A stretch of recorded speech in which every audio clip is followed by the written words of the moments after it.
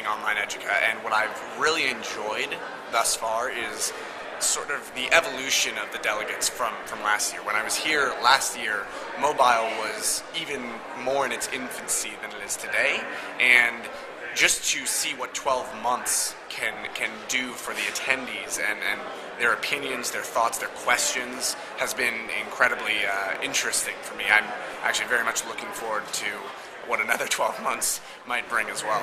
It's actually my favourite conference of the year in terms of technology is concerned, because in technology and education, just because you tend to get all the companies, the main providers, you get the chance to see all the new content and the new products and new tools that are on the market, and also the chance to see a lot of them presented and see some of the sort of universities, institutions that are doing work with the technologies. So for me it's great from that point of view. The reasons people come here must be extremely diverse, and I guess I'm off at one end of the spectrum because I'm a researcher and an academic, and so I come for, I guess, an awful lot of networking, the chance to give a few presentations that hopefully lead to some conversations, the opportunity to talk to people about projects, but I guess there's also people who come to present their research, and I guess there's a significant commercial element as well, which is quite interesting for me from my background. And to learn is one thing. I think the delegates are looking to network here. It's the best occasion to do international network. Delegates are coming from 108 countries this year, and in no other place in the world do you have this occasion. Well, I've been to online Educa twice, and what I really came to see was how much change there is between 2007 when I first came here and 2010. And I'm quite pleasantly surprised at a lot of things which were predicted in 2007 are actually actualized now, and they're available as products. I guess at the risk of being cliched, the kind of apps economy, iPhone, high specification netbooks, all of that reaching so far into the popular retail domain and taking learning into a whole new sphere or a whole new kind of connotation. In the last year, I would say it has to be the influx of mobile devices, to be honest. For me personally, and for my colleagues, my peers, the sort of introduction of these mobile devices that are always connected and that always are connecting me to my peers has been the impact has been tremendous. I think the most significant development is the growth of self-organizing methods, whether it is social websites, whether it is twittering during conferences, whether it is informal groupings, and the associated technologies which allow people to quickly communicate with each other.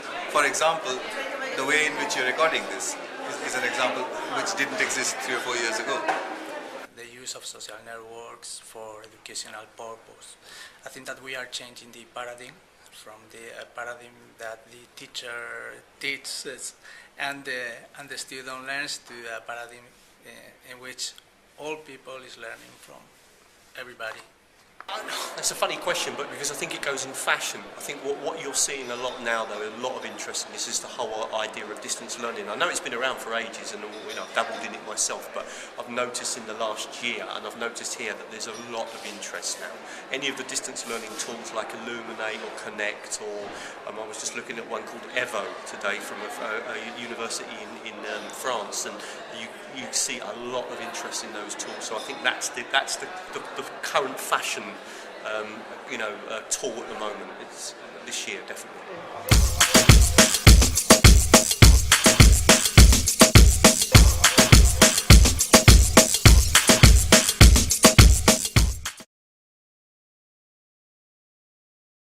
Let me start by saying that in the last 12 months, I'd say that we've still very much been experimenting. We've very much been trying whatever we could think of to see how it works, to see how students respond, to see how professors respond.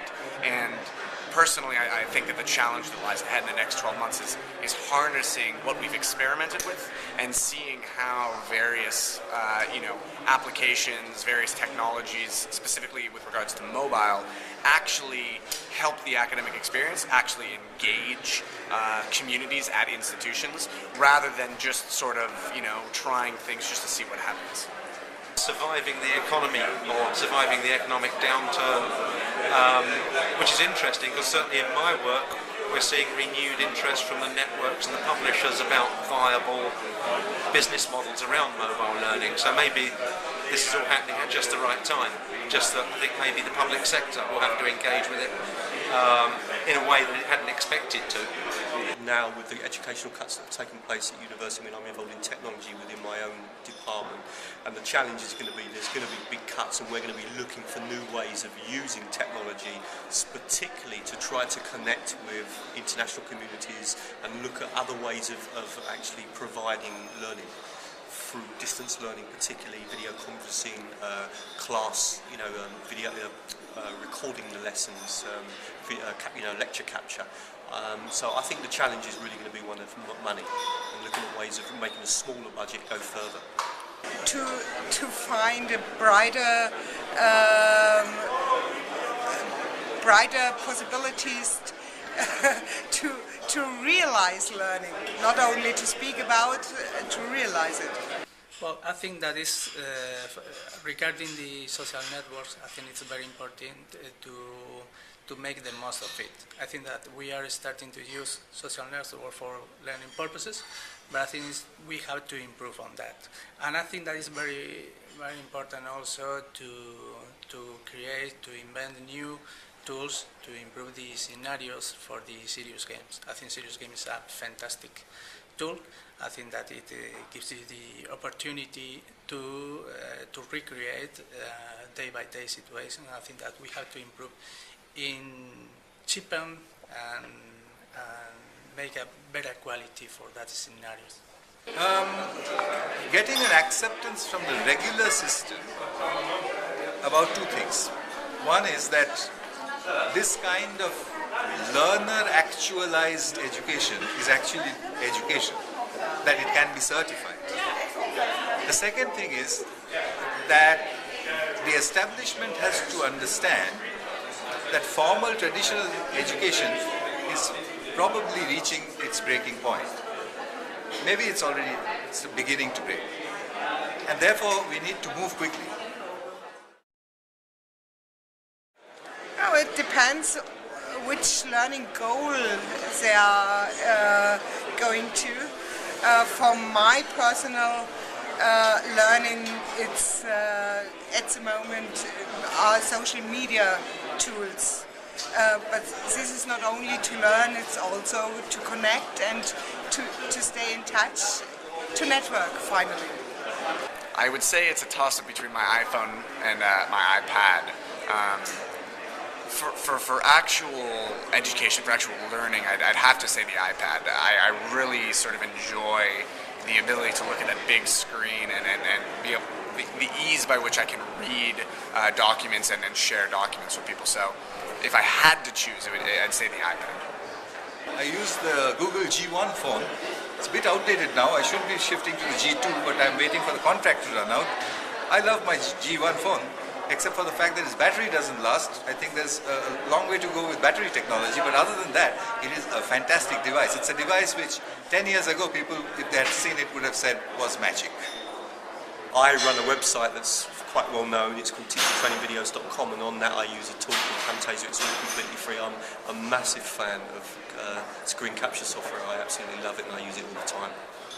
Well, this is kind of purely personal, because I know I've been familiar with the idea of podcasts and have written parts of books on them 5 years ago, but I'm now entranced by the opportunity to listen to history courses as podcasts. So I guess whatever I might feel about the science and the technology, I'm enraptured by listening to a person talking.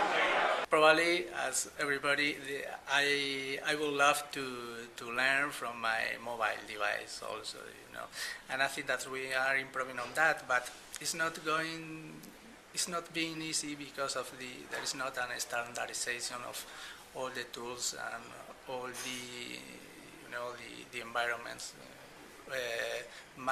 Apple and Mac's devices, Windows Phone, Nokia, they all have different scenarios, different environments for mobile learning, and it's going to be hard to use it in a wide with interesting possibilities in a wide scenario and a common and a standard scenario for all to learn, as we have, for example, in the computer-based technology, where more or less all the environments, Windows and Apple, can use the same tools, for example, LMS, etc. Cool.